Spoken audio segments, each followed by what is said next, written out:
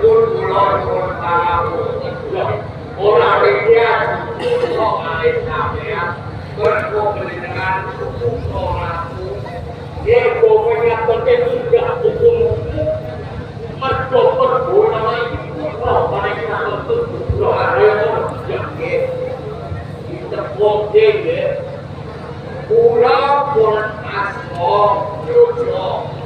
Kasal sigai iya dikulo naminipun kilo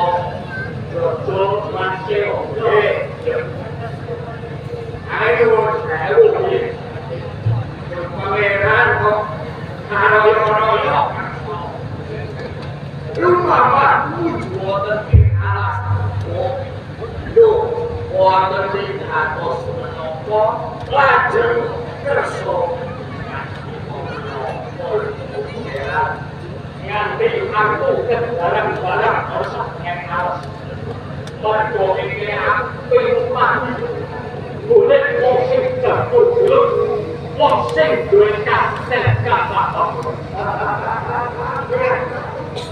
kemudian boleh sing satu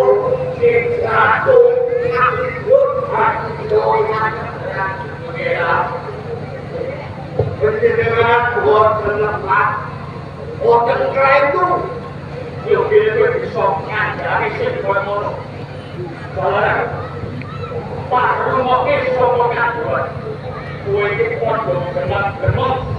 kowe pinampa lomba sunat ora sakjane alas kowe kena diarani wong sing padha gawe kapungane yo ora kamera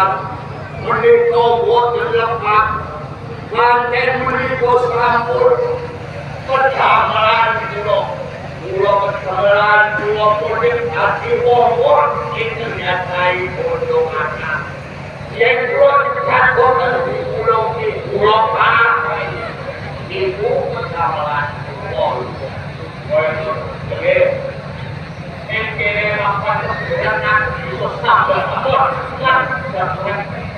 mergo iki ngaku sabar dan nuwun apiatur pancen lajeng kersa panjenengan napa iki aku duwe panganggap aku duwe panganggap kepengin dadi patut ora ing kraton nyanyi ing kono ana perkara sing dadi patut